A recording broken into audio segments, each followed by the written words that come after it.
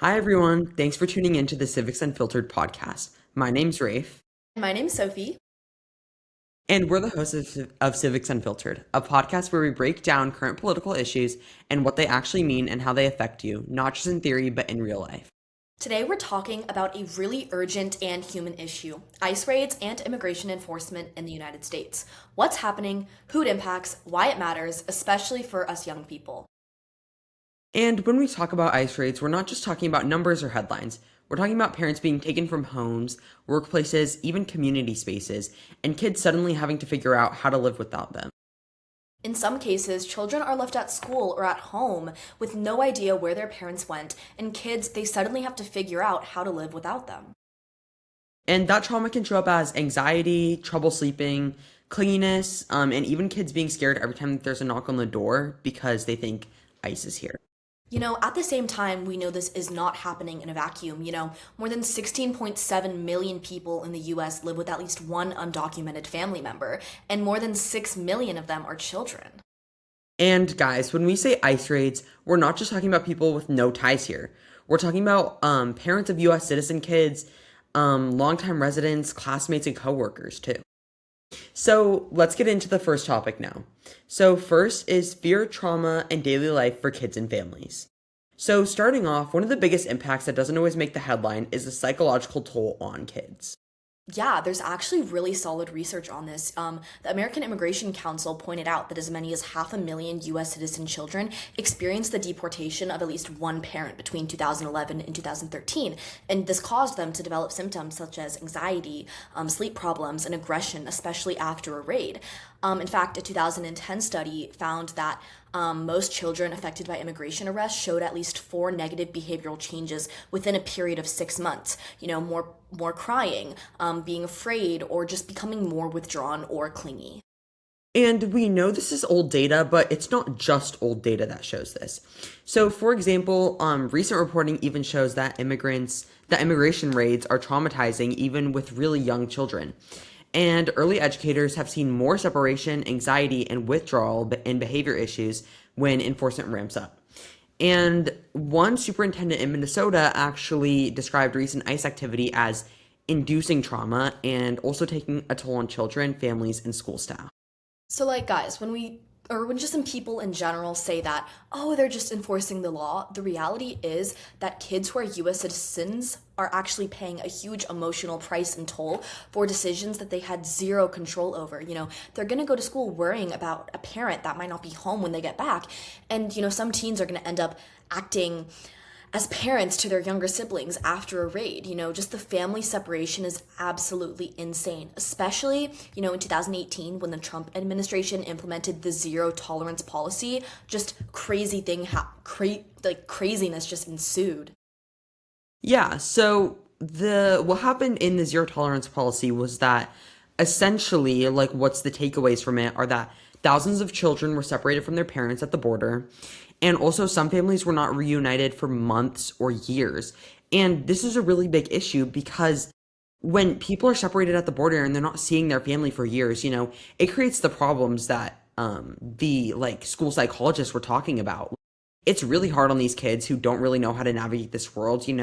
They're like, many of them are under 10 and they just don't know what to do without a parent. So it creates a very difficult situation. And also something that the Trump administration has recently stopped was DACA. And Sophie, would you like to talk about that? Yeah, like we've seen constant attempts to, and actually just recently, DACA, and we've seen just like even in current status, the restriction of even actual citizens who have been here. We've seen actual citizens being deported. We've seen racial profiling happening in all of our cities, and we see that millions of immigrants, including people who came as kids, are just facing this uncertainty. And this leads us kind of into one of the next topics we want to talk about are there really any safe spaces? Because, another really big thing is that where these raids are happening and what people fear could happen from these raids. Yeah, so starting off, the Trump administration ended a years long policy, honestly, and it was called the sensitive locations. Basically, what the sensitive locations did was that it allowed schools, hospitals, and places of worship to be off limits for immigration officers, but now ICE is allowed to conduct operations in those places. And the issue with this is that local news and advocates have actually documented churches holding near empty services because congregants are too afraid to show up in case immigration officers come. And especially with healthcare, healthcare is not something that, should really be influenced by political things at all. But we see hospitals experiencing the same exact thing. In Los Angeles, for example, we see that some undocumented patients have delayed or skipped chemotherapy and other serious treatment out of fear that ICE agents could just show up and arrest them. And, educators and a lot of psychologists say that this fear is also spilling into the classroom. Kids are distracted, they're anxious, and they are especially experiencing this in areas where ICE raids are very prolific or there's high profile rates of detentions or arrests. Yeah, and the issue with this, like what you were talking about, is that, people aren't getting treated in hospitals, they're not going to their houses of worship, and this country was founded on like basic rights.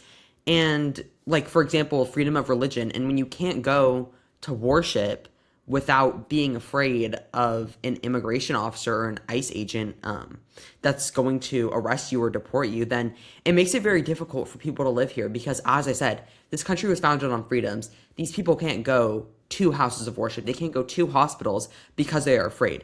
And extending on that, one education report found that in school districts exposed to intensified immigration enforcement, Latino students reported higher levels of sadness, hopelessness, suicidality, and substance use compared to white peers. And this is obviously like all really horrible like impacts. Like ICE is just like living in these people's minds, and it's creating really, really bad consequences because it shows how immigration policy is literally affecting mental health and academic outcomes for people, even though they're supposedly protected in school. Yeah, that's a really, really big thing. You would typically think that those spaces should be free from such like traumatic experiences and just all the violence that ensues with ICE raids. But another thing that really needs to be discussed is just the misinformation that is being spread and just the criminal narrative that we constantly see the Trump administration forcing on Americans and just the mass media in general. Yeah, and social media kind of just tends to um oversimplify things, but let's talk about how these raids are framed because that kind of shapes how people react. A lot of rhetoric we see nowadays, if you go on Instagram, go on TikTok, you're gonna probably see the words dangerous criminals. But data actually shows that the majority of people who end up getting swept up in these enforcement actions are actually long term residents with no violent criminal record. Many advocacy groups have actually documented cases where parents of US citizens are being deported after a traffic stop or sometimes work site raids, but not violent offenses of any manner. Maybe it'd be different if they're committing a crime and ICE officers show up, but that's not what's happening. What's happening is they're working or it's a traffic stop and then they end up getting deported and never coming back to America. That's unfortunately the truth of what's happening. Yeah, and kind of to extend on that, so as I said, social media kind of does oversimplify things sometimes into like law and order versus open borders, but you might see a short clip.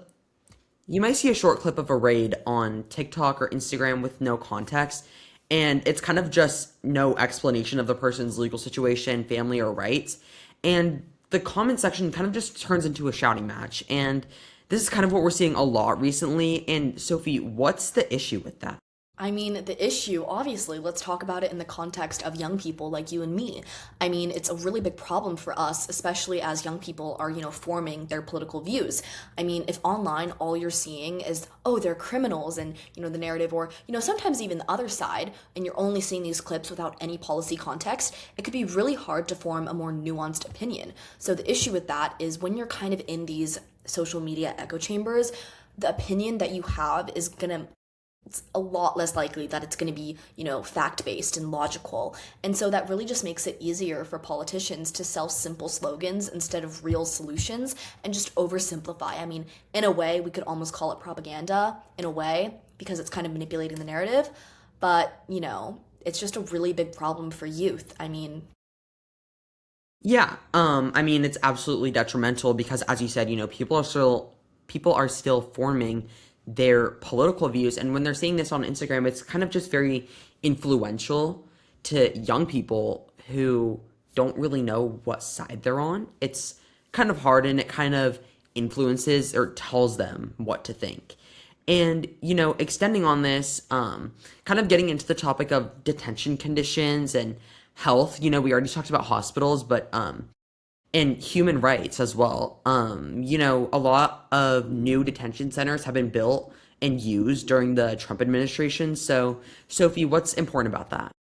It's just a really big problem. I mean, we're seeing just detention conditions, health, and just human rights being, constantly disregarded. I mean, I actually don't think a lot of people really talk about what happens after a raid. I mean, I think that's the problem with social media is you're not getting to see that side of the system and the structure. You're only seeing the video of them, getting arrested or getting detained, but we're not really seeing what happens after a raid, like the detention of it actually, and what that really looks like. And, I think a lot of people aren't really exposed to that, which is, a major issue. I mean, definitely. Do you want to add in? Yeah. So, we're seeing reports from physicians of human rights and then also the American Immigration Council, and both of them are kind of finding similar evidence. They both show that current ICE detention practices raise serious health and human rights concerns. These facilities that people are being put in, they're overcrowded. They're not meant to hold as many people as they're holding. And they have poor medical care. This goes along with the overcrowding because when you have so many people, you can't care for all of them. And that's an issue because just the sheer amount of people, they can't all be cared for. And that's an issue of the Trump administration because they've allowed this to happen and aren't managing that. But also, there's limited access to mental health services in prison, too. Mental illnesses are not something that should just be taken lightly. They're very real and they're very prominent in today's society. And not having care and treatment for that is just scary because people need to. Not having treatment for that is scary because Especially in a high pressure environment. yeah, exactly. People are already in the overcrowded facilities, and this is just kind of piling on top of it. So, also recent data indicates that immigration detention has become deadlier, which is the biggest impact probably on this list. And in 2025, it was reported as one of the deadliest years in ICE custody. And, we're seeing ICE as a new thing, but they're already kind of losing control here in the detention centers. Sophie, do you want to extend on that? Yeah, there's a really specific concern, especially with vulnerable populations. Like, they are the ones who are being just systematically abused and just exploited in these detention centers. Investigations have revealed that, pregnant and postpartum immigrants after being detained and deported, there's been serious cases of miscarriages occurring, before and after, during and after ICE custody. We're just seeing that this enforcement of the law is leading to a lot of harmful health implications, and it's leading to the separation of newborn from parents, and, just raises a lot of serious ethical and, legal questions about the limits of the state power. But ICE, it's been around for forever. The reason why we're hearing about it so prominently now, it's because that ICE has been ramping up lately and the use of media, just the young people watching it. I mean, you know. Yeah. So for you guys, this is basically a civics test in real time. So a couple questions are just like, what does due process really mean? Are we seeing that in today's society? How has it changed, from president to president? And who oversees federal agencies like ICE when something goes wrong? Are ICE facilities being managed or do we think they're not based on the evidence? And also, whose rights matter in practice, not just on paper? So, guys, I'm sure you guys have been dying to talk about, what's been going on. Like probably the most prominent cases we've seen regarding ICE on the internet, and it was the cases of Renee Good and Alex Preddy and the government response to that. Yeah, so this is a real world example, honestly, about how policies play out. And also this shows us and this shows you guys how the government responds when things go wrong. Every single administration is going to change, but it's up to you guys whether to form the opinion of if you guys think that the Trump administration is doing the right thing or it's doing the wrong thing. And this is a very polarizing question, but at the same time, it's really important because by answering that and engaging with that, question, you're not only improving your own critical thinking skills, but you're just in general enhancing your own ability to kind of understand what's going on. Like, for example, let's talk about this. In January 2026, Renee Nicole Good and Alex Preddy were both shot and killed by federal immigration agents during enforcement operations in Minneapolis. And, when we look at what they did and the government response to it, it's just, there's a pretty big disparity there, but I think Rafe can definitely explain that a little better than I can. Yeah, so starting off with kind of the people that they were. So Renee Good was a mother of three, and Alex Preddy was an ICU nurse.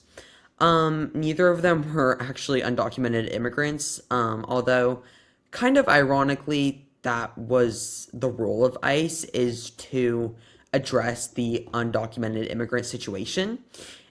These people were both American citizens. Yeah, and what made the situation, I think, just like literally so much worse was that how federal officials like Kristi Noem described them afterwards. I mean, let's think about this. Alex Preddy was a nurse who dedicated himself to healthcare and helping the American people, and Renee Good was a shining example of a like strong, powerful woman taking care of three children. Yeah, so Kristi Noem, the former Secretary of Homeland Security, labeled both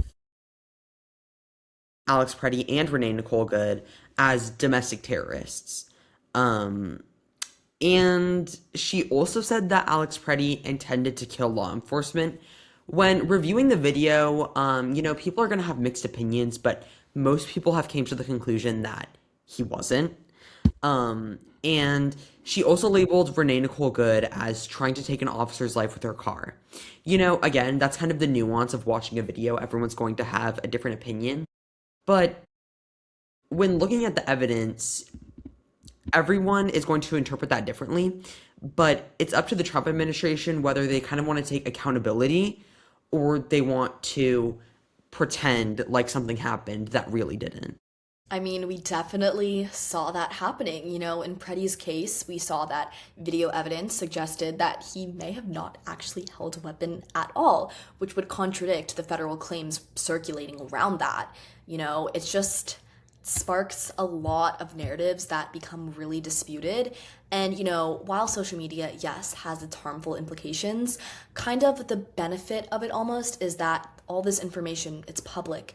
You can search for it. It's kind of, in a way, harder to not be held accountable with just the prevalence of social media, especially regarding political issues. Yes, propaganda is going to be spread, the narrative is going to be warped, but then at the same time, like the truth and just actual evidence is also kind of going to be circulating with that other stuff as well.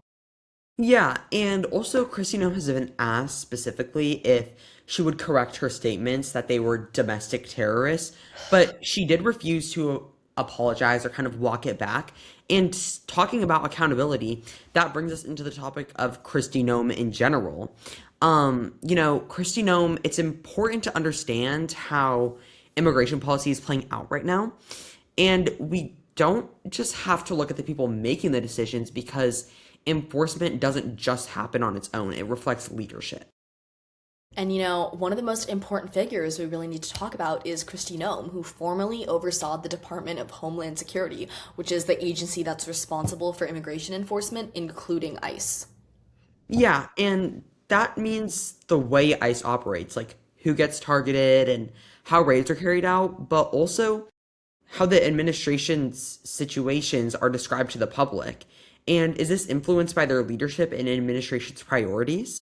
I mean, definitely. We kind of, I think, to understand that, kind of need to understand the messaging, the label, and just the public narratives that circulate around this. Let's think about it.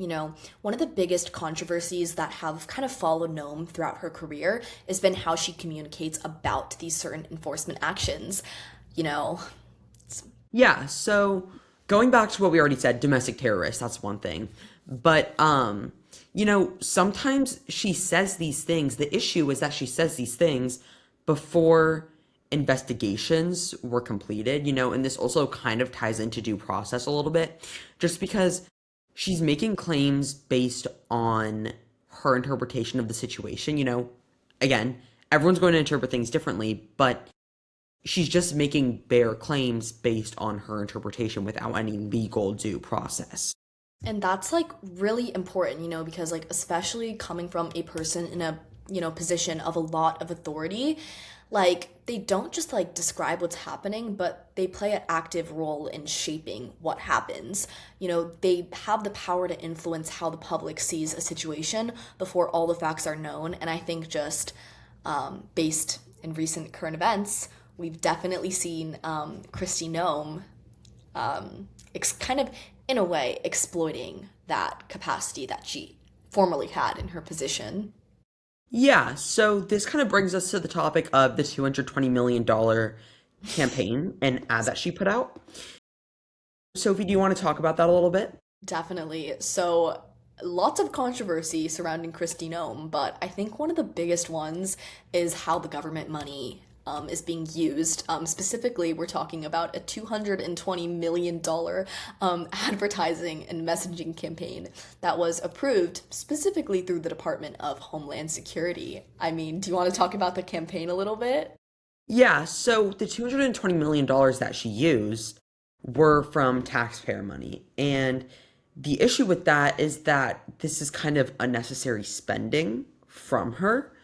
And the campaign focused heavily on immigration enforcement and border security, and it was kind of aiming to shape public perception and to send a strong message about enforcement priorities. And, the government can do that because, usually when the government says something, you want to believe it.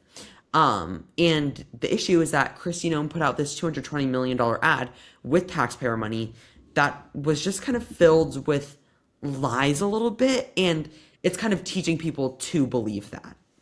And I don't know if you guys are familiar with some of these campaigns at all, but one of them does include her riding on a horse in cowboy adjacent attire, trekking through like the great wilderness of America. I mean, I guess some supporters could argue that this kind of campaign is necessary. Me personally, I don't really see how it is, Yeah. especially riding a horse with a cowboy hat. But, I guess maybe that it could inform the public. But Yeah. I think what you said was important, about informing the public.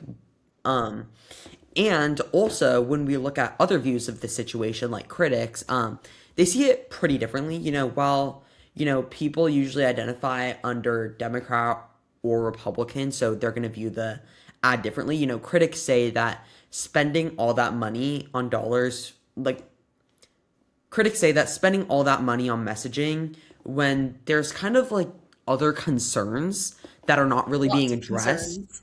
Yeah.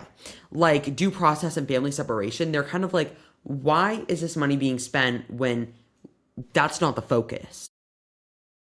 Yeah, I think it also, in a way, raises a lot of bigger questions, especially with the campaigns. It's like, are you really trying to solve the problem or, just control the narrative around that problem?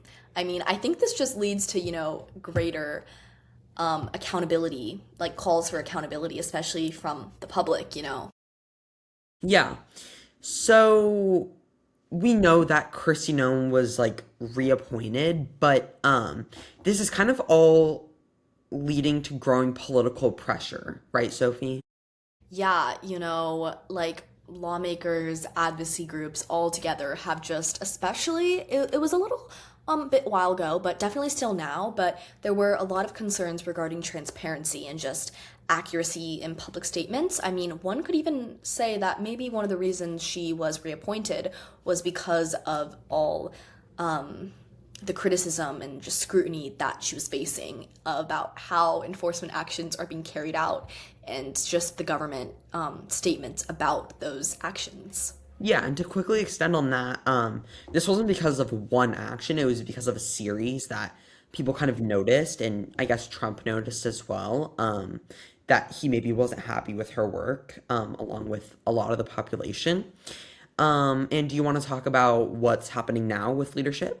Yeah, so just to be clear, she's not actually out of the government. She didn't get fired. She just got reappointed to the special envoy for the Shield of Americas. And Oklahoma Senator Mark Wayne Mullen has been nominated by Trump to be the next Secretary of Homeland Security. Yeah, and this highlights kind of something important about how government works. Officials don't just make decisions, but they're supposed to be held accountable for them, which we clearly saw with Kristi Noem.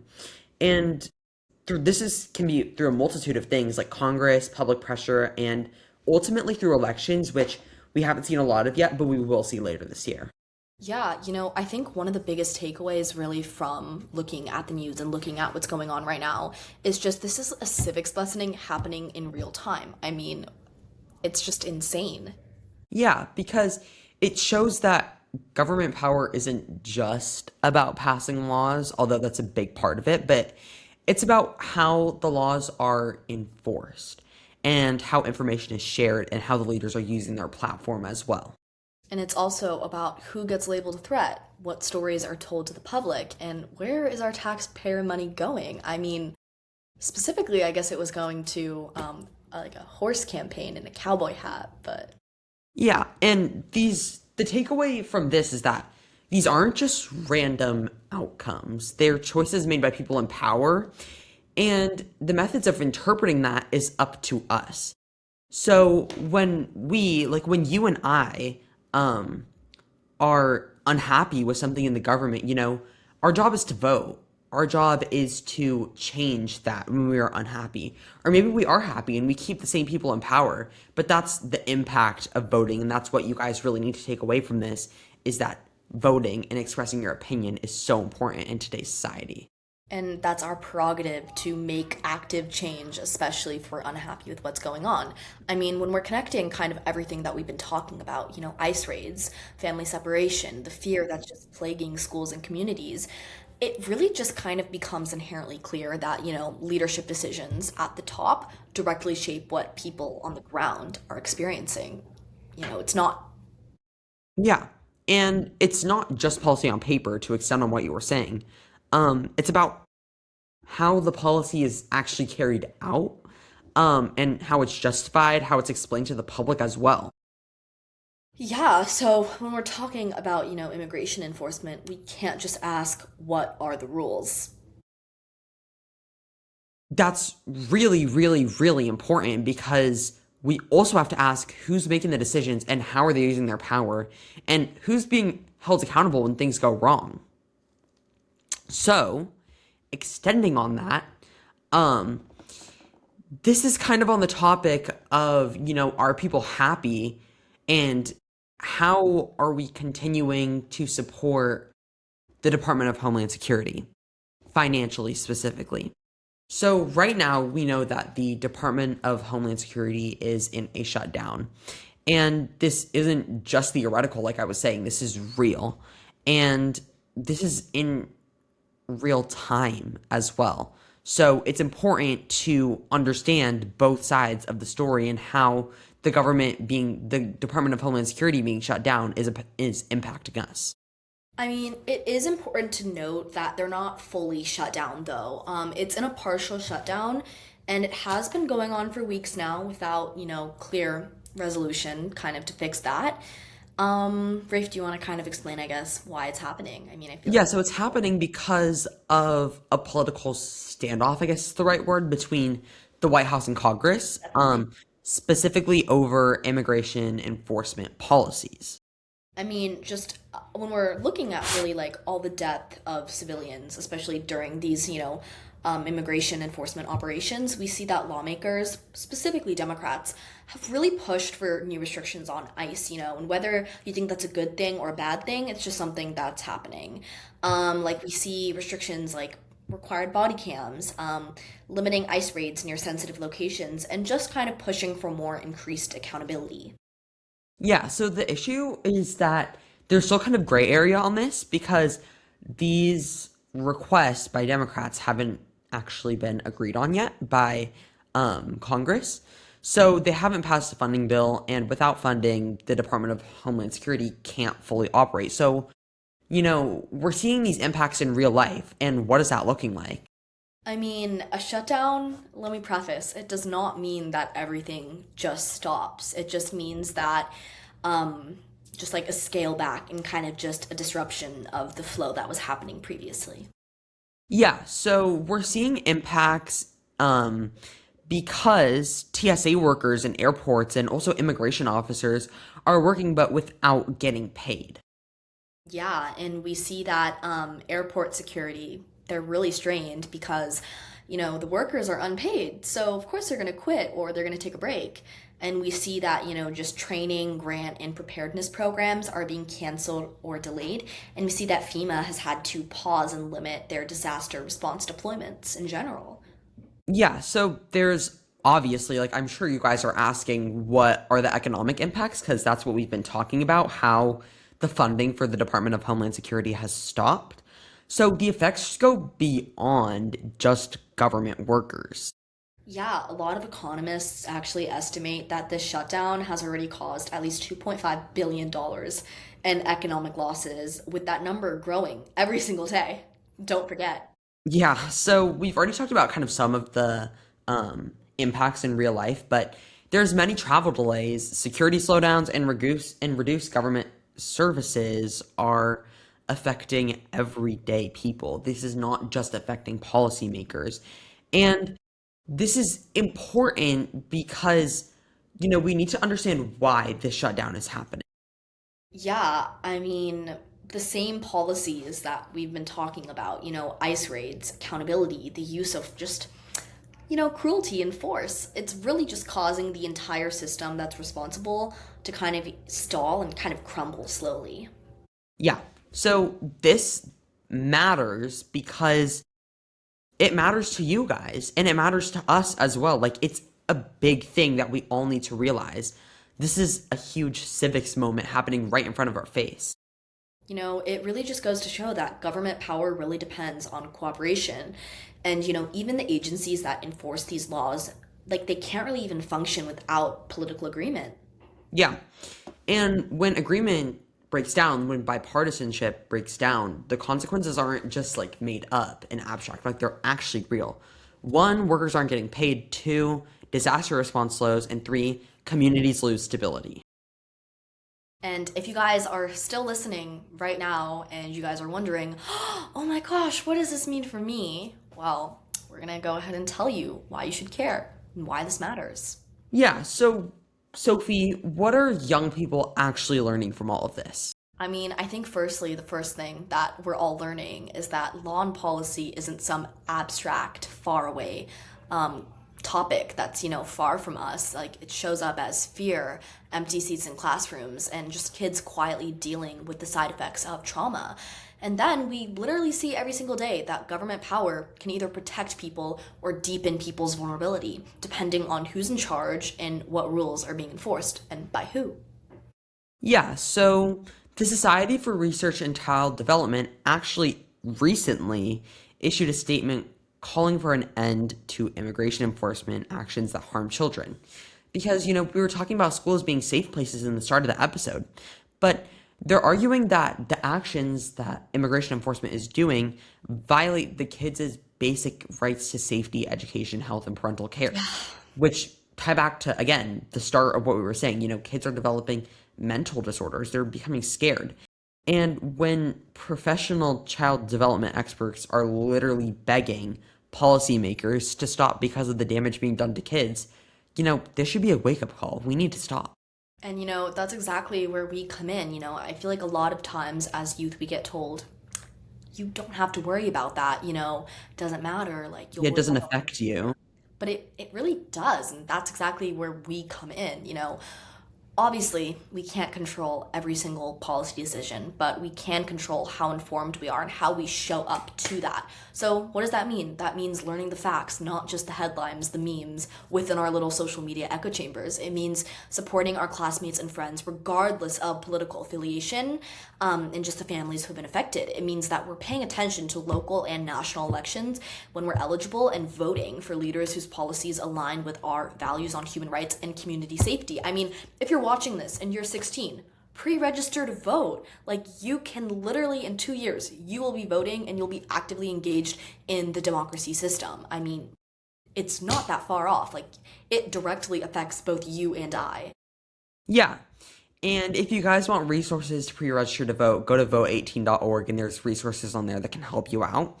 But the biggest takeaway I think from this episode, kind of to extend on what you said, is that nothing changes unless we push for it. And that includes us. There's elections every year, and that means that we can make our voice heard every single year. And the way that ICE raids are being handled today, it's not inevitable. It's a political choice that we chose. And political choices can be changed when young people decide that this isn't the kind of country that they want to grow up and participate in. So we want you guys to think, are you satisfied or are you not? And that's really going to impact what you vote for and what you have a say in. And thanks again. Thank you so much for tuning in and listening to us. We're going to try to get more episodes out as soon as we can. Yeah, but definitely let us know if there's any topics that you guys would want to kind of hear us talk about, if there's any. Thank you guys so Thank much for you. tuning in, and we'll see you in the next time. Bye.